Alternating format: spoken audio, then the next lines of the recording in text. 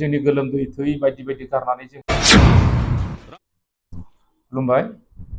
जों दिनै tribal rights protection एसोसिएशननि जानानै मोनसे गोनां जाहोननि थाखाय जिरायदों आरो बिनि ओंथियानो जाबाय जोंनि बर' रायजो राजा आरो जोंनि बर'नि दैदेनगिरि बिथांमोननो मोननैसो मेसेज होनो थाखाय जोङो बेयाव ज' जादों। बाथ्राया जाबाय मा, बर'फोरा गोदोनिफ्रायनो ज' जानो नाजाबोबाय थादों आरो जोंनि जिखिनि समाजारि राजखान्थियारि बायदि बायदि जेंनाफोरखौ जों लाना नांबोबाय थादों, खामानि मावबाय थादों, बयबो मोनफ्रोमबो गावबा गावनि बिथिङाव। दा बेबादियै जोङो मोननैसो इस्युफोरखौ लानानै जों खामानि मावबाय थादों।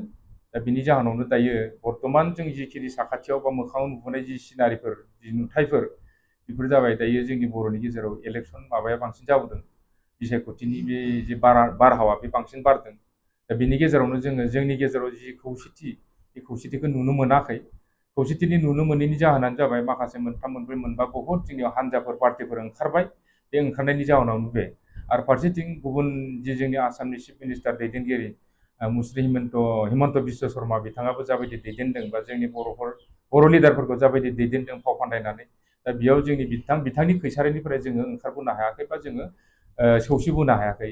जायनि जाहोनाव जोङो जोंनि खौसेथिनि बे बान्दो, बे लामा, बेयाव जोङो आवगायनो थांनायाव, ज' जानो थांनायाव जों फेलियर जादों।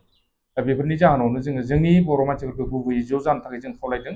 ज' जानायनि उनाव जोङो इलेक्सनानो जा, बायदि बायदि बिसायख'थियानो जा, बायदि बायदि हाबाफारियानो जा, जों बेखौ जों खामानि मावलांनो हागोन, जाथिनि थाखाय खामानि मावनो हागोन आरो खौसे जायोब्लासो जोङो जोंनि जि दाबि दावा साननायफोर, जों बेखौ जोङो मोनफुंनो हागोन होननानै जों सानो।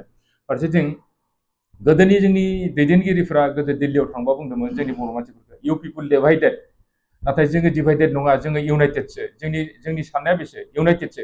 ओंखायनो जोङो डिभाइडेड नङा, जोङो इउनाइटेड जानानै जों खामानि मावनांगौ। जायफोरा जोंनि दिनै फेक्टराइज खालामदों जोंखौ, जेनेबा जायफोर जोंखौ इर'सन बा गरा खुख्ला होनो थाखाय नाजाबाय थादों, खामानि मावबाय थादों, बिथांमोननि जि खैसार, बेखौ जोङो बन्द' खालामनो हागोन। बिनि मुल मन्त्रआ जाबाय जोंहा खौसेथि। खौसेथि थायोबा जोङो जोंनि बिसायख'थियानो जा, माबा माबियानो जा, जों बेयाव ज' जानो हागोन। आरो दा जितु बिटिआर बे कनसेप्टखौ बिथांमोना ब्रेक खालामनो थांगासिनो, सेमफायनो थांगासिनो, बेखौ जोङो लाखिनो हागोन।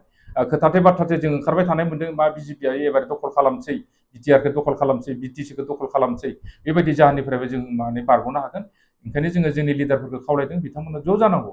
ज' जानायनि माबाया जाबाय मा, जोङो जोंहा भबिसत, जोंनि भबिसत दङ आरो जों बिटिसिआनो जा, बिटिआरआनो जा, जोङो अनेक खस्थ' खालामनानै जोंनि गोलोमदै थै बायदि बायदि गारनानै जोङो मानसि फोथैहोनानै जोङो जोंनि बे माबाखौ लाबोनो हादों, मोनसे सुक्तिखौ लाबोनो हादों।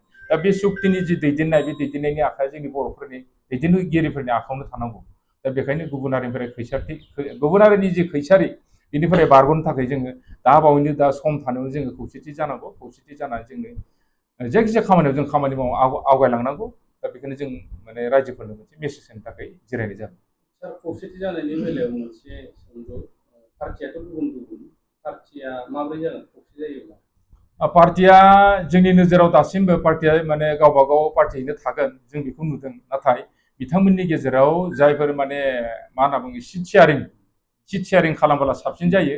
आरो सिट शेयारिं खालामनानै गेलेबाय, सोरबाया हमना ला मेजरिटि मोनबाय, सोरबा खम मोनबाय, बे मेजरिटि बा बारा मोननाय आरो खम मोननाय बिथांमोननि गेजेराव ज'है लास्टआव जुदि ज' जायोबा बिसोरो इलेक्सन बा मा होनना खालामनो, सरकारखौ दानो हायो।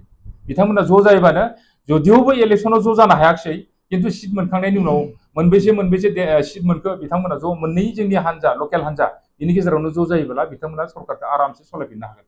अब्ला बेयाव जोंनि बर'नि साननाय हनायफोरखौ जों खामानि मावनो हागोन होननानै जों सानो।